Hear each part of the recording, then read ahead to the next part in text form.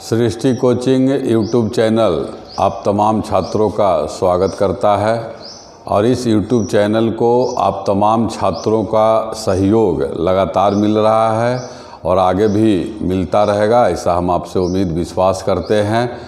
इस YouTube channel को अंतिम तक देखें, निश्चित रूप से लाभ होगा।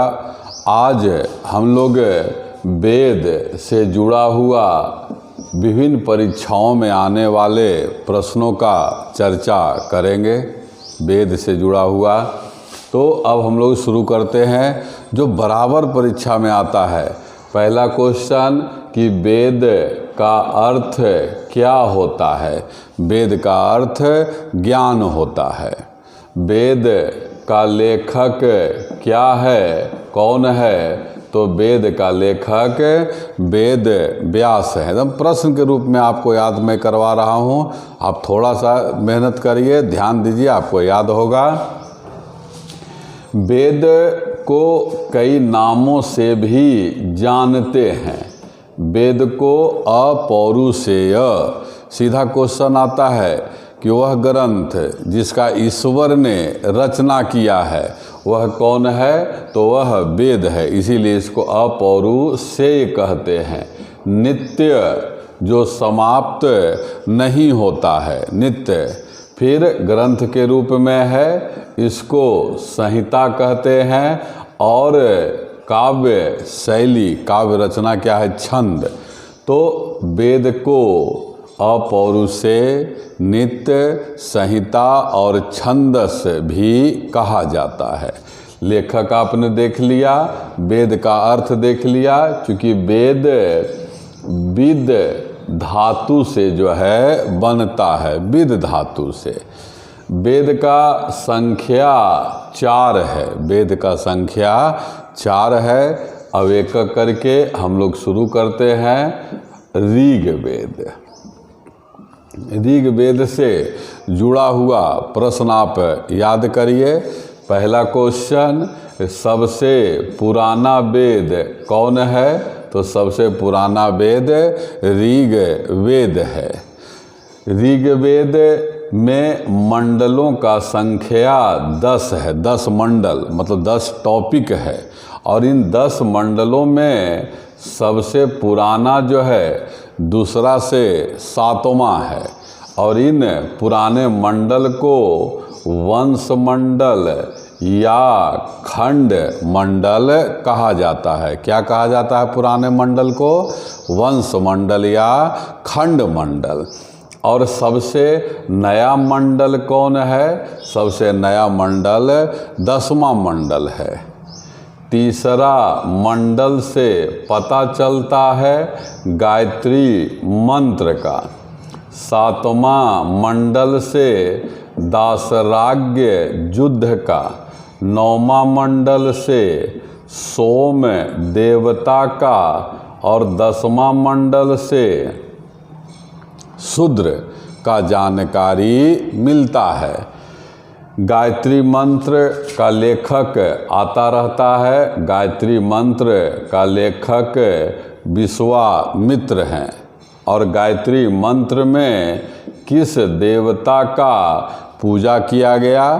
तो सूर्य का। सूर्य के लिए कभी कभी आपको परीक्षा में सावित्री भी मिलेगा, सावित्री या सूर्य। फिर दासराग्य युद्ध किस नदी के तट पर हुआ था? तो रावी नदी के तट पर। और रावी नदी का प्राचीन नाम क्या है? तो रावी नदी का प्राचीन नाम परुशनी है। रावी नदी पर एक बांध बना हुआ है, थीन बांध। अभी वर्तमान में रावी नदी पर थीन बांध है। सोम वनस्पतियों का देवता। सीधा प्रश्न आता है कि वनस्पतियों का देवता वैदिक काल में कौन था? तो आंसर क्या होता है? सोम होता है। फिर शूद्र का पहली बार उल्लेख ऋग्वेद के 10वें मंडल के पुरुष सूक्त आता है। पुरुष सूक्त कहाँ है? तो 10वें मंडल में है। और इससे जो है पहली बार शूद्र का जानकारी मिलता है। इसी पुरुष सूक्त में कहा गया है क्या कि ब्रह्मा के मुख से ब्राह्मण, भुजा से क्षत्रिय, जांघ से वैश्य और पैर से शूद्र का उत्पत्ति हुआ है। ऋग्वेद से जुड़ा प्रश्न हम लोग याद कर रहे हैं, और भी याद करिए। आता है कि एक पंक्ति है, अस्तो माँ सदगमया, माँ मुझे रास्ता दिखाओ। यह किस वेद से लिया गया? तो यह लिया गया है ऋग्वेद से। जैसे रहेगा कि गायत्री मंत्र कौन वेद में है? तो ऋग्वेद में है। उसी तरह से अस्तो माँ सदगमया कौन वेद में है? ऋग्वेद में है। ऋग्वेद पढ़ने वाले ब्राह्मण को कहा क्या जाता है? होत्री। अब हम लोग ऋग्वेद के बाद दूसरा वेद याद करेंगे, सामवेद। सामवेद, सामवेद, साम शब्द समन शब्द से बना है, समन। और इस समन का अर्थ संगीत होता है, संगीत।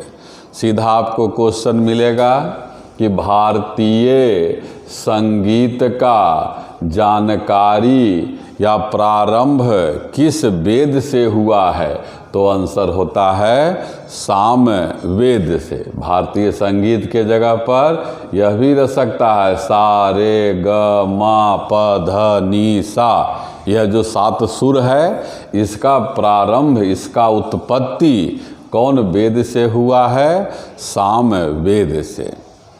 सामवेद में 75 श्लोक नया है, और बाकी और अन्य श्लोक कहाँ से लिया गया? ऋग्वेद से लिया गया है।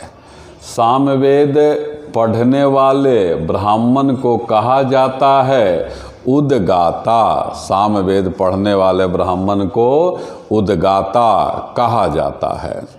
अब सामवेद के बाद अगला हम लोग आगे बढ़ते हैं, यजुर्वेद। सामवेद के बाद आगे यजुर्वेद। यहाँ पर भी कुछ कुछ क्वेश्चन आप याद करिए। आता है कि यह शब्द किस शब्द से बना है? यजुस शब्द से, यजुस। और यजुस का अर्थ क्या होता है? यज्ञ होता है। यजुस का अर्थ यज्ञ होता है। यज्ञ, तो सीधा क्वेश्चन क्या है कि यजुर्वेद से क्या जानकारी मिलता है? तो यजुर्वेद से यज्ञ का जानकारी, कर्मकांड का जानकारी मिलता है। और यजुर्वेद को 2 भाग में विभाजित किया गया है, कृष्ण यजुर्वेद और शुक्ल यजुर्वेद। यजुर्वेद पढ़ने वाले ब्राह्मण को अर्धवयु कहा जाता है। यजुर्वेद पढ़ने वाले ब्राह्मण को क्या कहा जाता है? अर्धवयु कहा जाता है। यह यजुर्वेद एकमात्र वेद है जो गद्य में भी लिखा है और पद्य में भी। आता है प्रश्न कि एकमात्र वेद जो गद्य और पद्य दोनों में लिखा गया वह कौन है? तो वह जो है यजुर्वेद है। इसके बाद हम लोग चौथा वेद पर आते हैं, वह जो है अथर्ववेद है। अथर्ववेद। सीधा प्रश्न, सबसे नया वेद कौन है? तो सबसे नया वेद अथर्ववेद है, अथर्ववेद। और फिर अथर्ववेद को ब्रह्म वेद भी कहा जाता है। अथर्ववेद को ब्रह्म वेद कहा जाता है। और अथर्ववेद पढ़ने वाले ब्राह्मण को, अथर्ववेद पढ़ने वाले ब्राह्मण को ब्रह्मा कहा जाता है। तंत्र मंत्र जादू टोना का जानकारी किस वेद से मिलता है? तो अथर्व वेद से मिलता है। फिर मगध का उल्लेख सर्वप्रथम किस वेद से मिलता है? तो मगध का उल्लेख सर्वप्रथम अथर्व वेद से मिलता है। उत्तर वैदिक काल में दो संगठन है, एक सभा और एक समिति आता है। सभा और समिति को प्रजापति की पुत्री किस ग्रंथ में कहा गया? तो अथर्ववेद में सभा समिति को प्रजापति की पुत्री कहा गया है। यह वेद से जुड़ा हुआ वह सब प्रश्न है जो बराबर आते रहता है। आपने एक बार सुन लिया, आपको अब रिवीजन करा के याद करवाते हैं। सीधा क्वेश्चन याद करिए, वेद का अर्थ क्या होता है? तो वेद का अर्थ ज्ञान होता है। अगला क्वेश्चन, वेद का लेखक कौन है? तो वेद व्यास है। वेद का लेखक कौन है? वेद व्यास। वेद को और क्या क्या कहा जाता है? अपौरुषेय, नित्य, संहिता और छंद कहते हैं। अपौरुषेय, नित्य, संहिता और छंद। वेद का संख्या कितना है? 4 है। वेद का संख्या 4। ऋग्वेद। सीधा क्वेश्चन, सबसे पुराना वेद कौन है? तो ऋग्वेद है। ऋग्वेद में मंडलों का संख्या 10 है। इसमें 10 मंडल है। सबसे पुराना मंडल कौन है? 2 से 7। इसको क्या कहा जाता है? वंश मंडल या खंड मंडल कहा जाता है।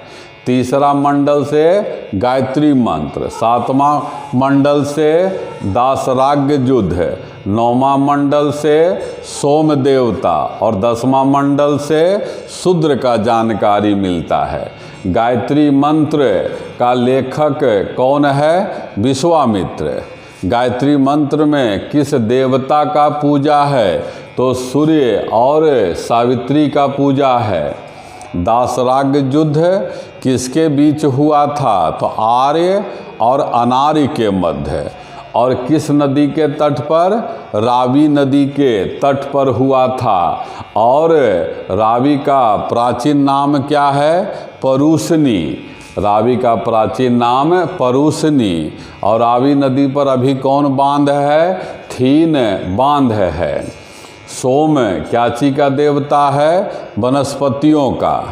पुरुष सूक्त ऋग्वेद के केमा मंडल में है? 10वां मंडल में है। और इसी मंडल में पहली बार शूद्र का जानकारी मिलता है। ऋग्वेद पढ़ने वाले ब्राह्मण को क्या कहा जाता है? होत्री। एक पंक्ति है, अस्तो मा सदगमया, किस वेद से लिया गया? तो ऋग्वेद से लिया गया। अगला है सामवेद। कौन शब्द से बना है? समन शब्द से। इसमें कितना श्लोक नया है? 75 श्लोक नया है। भारतीय संगीत का उत्पत्ति किस वेद से हुआ? सामवेद से। सारेगमा का उत्पत्ति किस वेद से? सामवेद से। सामवेद पढ़ने वाले ब्राह्मण को कहा जाता है उद्गाता। उद्गाता। यजुर्वेद कौन शब्द से बना है? यजुस शब्द से। यजुस का अर्थ होता है यज्ञ। यज्ञ का जानकारी किस वेद से? यजुर्वेद से। यजुर्वेद एकमात्र वेद है जो गद्य और पद्य दोनों में लिखा है, जबकि और अन्य वेद क्या चीज में लिखा है? केवल पद्य में। यजुर्वेद पढ़ने वाले ब्राह्मण को कहा जाता है अर्धवयु। अर्धवयु। यजुर्वेद कितना भाग में है? 2 भाग में, कृष्ण यजुर्वेद और शुक्ल यजुर्वेद। अथर्ववेद सबसे नया वेद कौन है? अथर्ववेद है। अथर्ववेद को क्या कहा जाता है? ब्रह्म। और इसको पढ़ने वाले ब्राह्मण को ब्रह्मा। सभा समिति को प्रजापति की पुत्री कहा गया किस वेद में? अथर्व वेद में। मगध का उल्लेख किस वेद में है? तो अथर्व वेद में है। आपने देखा कि आपको जानकारी भी उपलब्ध कराया गया और उस जानकारी के बाद आपको रिवीजन भी कराया गया। यदि आपको यह YouTube चैनल अच्छा लगता है तो इसे ज़रूर शेयर करें, लाइक करें, कमेंट करें। धन्यवाद।